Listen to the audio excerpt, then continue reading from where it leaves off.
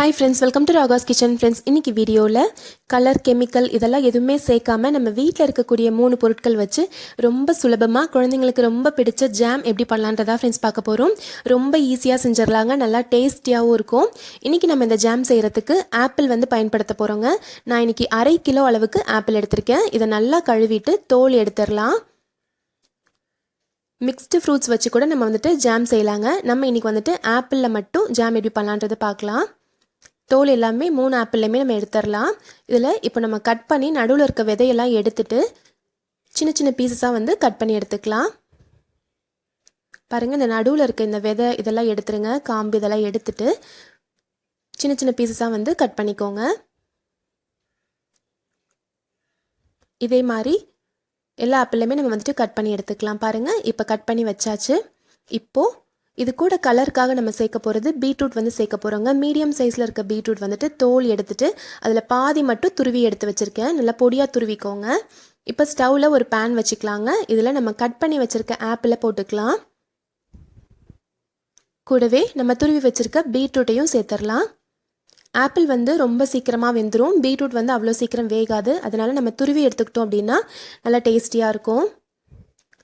இப்போ இது கூட 1/2 கப் அளவுக்கு தண்ணி சேர்த்துக்கோங்க. அதாவது கிட்டத்தட்ட ஒரு 100 மில்லி அளவுக்கு, 100லேருந்து 125 மில்லி அளவுக்கு தண்ணி சேர்த்துக்கோங்க. சேர்த்துட்டு இப்போ ஸ்டவ் ஆன் பண்ணிவிட்டு இதை மூடி வச்சிடலாம். ஆப்பிள் நல்லா வெந்து வரட்டும்.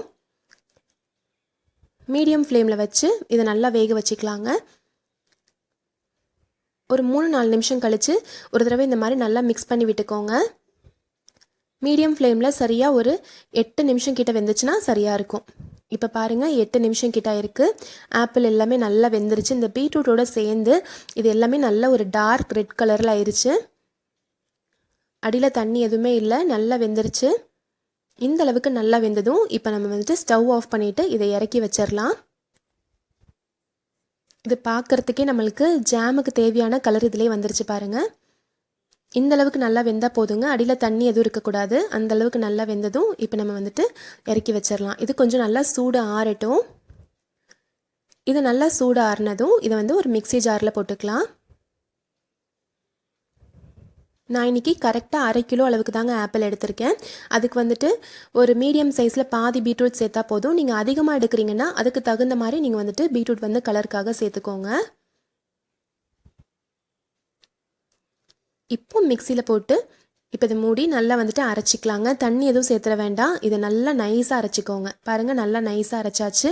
இப்போ ஸ்டவ்வில் அதே பேனில் நம்ம அரைச்ச விழுதை சேர்த்துடலாம்.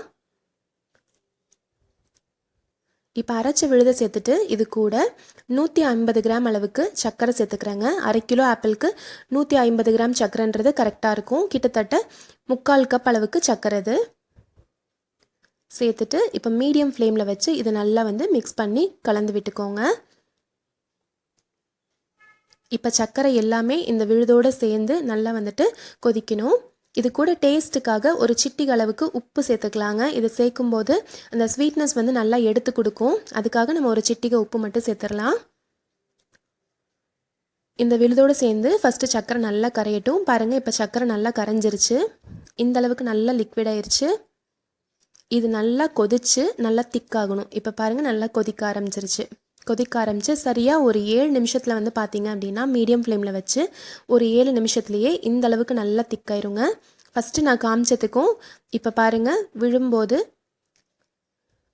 நல்லா திக்காக இருக்குது.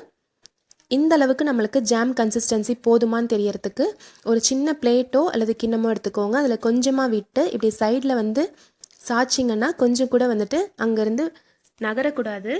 நம்ம போட்டது அதே மாதிரி அப்படியே நின்றுச்சுன்னா நம்மளுடைய ஜாம் கன்சிஸ்டன்சி வந்துருச்சுன்றது கரெக்டாக இருக்குங்க. இப்போ நம்ம ஸ்டவ்லேருந்து இறக்கிடலாம். சூப்பரான டேஸ்டியான ஜாம் ரொம்ப ஈஸியாக ரெடி ஆயிடுச்சு பாருங்கள். இது நீங்கள் அதிகமான குவான்டிட்டிலையோ அல்லது ஒரு வாரத்துக்கு மேலே வச்சு நீங்கள் ஸ்டோர் பண்ண போகிறீங்க அப்படின்னா இதில் 2 சொட்டு அளவுக்கு எலுமிச்சப்பழ சாறு சேர்த்து நல்லா மிக்ஸ் பண்ணி விட்டுக்கோங்க. அப்போ இதே கன்சிஸ்டன்சியில் இப்படியே இருக்கும். இது கொஞ்சம் சூடாறுனா இன்னும் கொஞ்சம் திக்காகுங்க. சூப்பரான டேஸ்டியான குழந்தைங்களுக்கு ரொம்ப பிடிச்ச ஜாம் நல்லா ஹெல்த்தியாக ரெடி பண்ணியாச்சு. கண்டிப்பாக நீங்களும் இதே மாதிரி ட்ரை பண்ணி பாருங்கள் ஃப்ரெண்ட்ஸ். உங்களுக்கு ரொம்ப பிடிச்சிருக்கும்.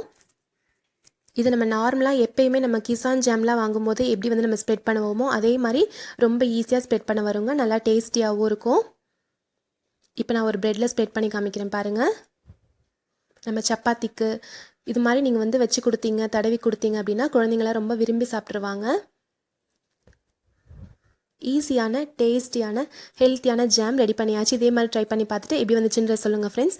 இந்த ரெசிபி உங்களுக்கு பிடிச்சிருந்துச்சுன்னா நம்ம சேனல் ராகாஸ் கிச்சனில் ஒரு லைக் கொடுங்க. ஃப்ரெண்ட்ஸ் கூட இந்த வீடியோவை ஷேர் பண்ணிக்கோங்க. சப்ஸ்கிரைப் பண்ணி வச்சுக்கோங்க. தேங்க்யூ.